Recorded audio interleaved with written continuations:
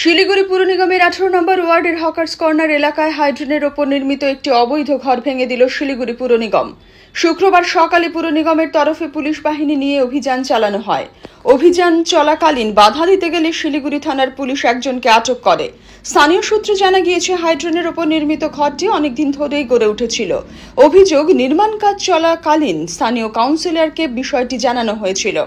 এদিন সকালে পুর নিগমের বিশেষ দল এবং পুলিশ এসে হাইড্রেনের ওপর নির্মাণ ভেঙে দেয়। এই ঘটনায় উত্তেজনা ছড়ায় এলাকায়। স্থানীয় বাসিন্দাদের দাবি, ঘরটি ভাঙার আগে কোনো নোটিশ দেওয়া হয়নি।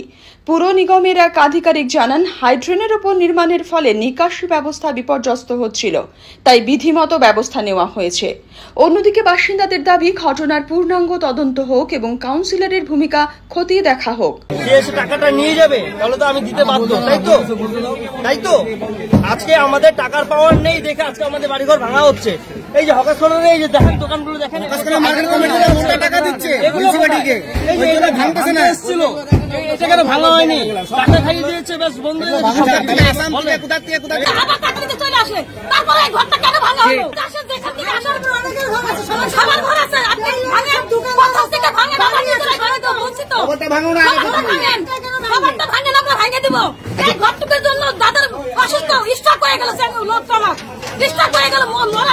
ঘুরে আসলো, তারপর এখন লোকটা কোথায় যাবে? লোক আসে টাকা নিয়ে চলে যায়। এই যে ঘরটা ভাঙবে বলে কি টাকা দাও, নাহলে ঘর ভাঙিয়ে দেবো। টাকা নিয়ে যায়, 2 মাস থাকবে থেকে এসে নিয়ে টাকা নিয়ে যায়। অনেক টাকা নিয়ে গেছে, 1 লাখের উপরে টাকা নেওয়া হয়ে গেছে।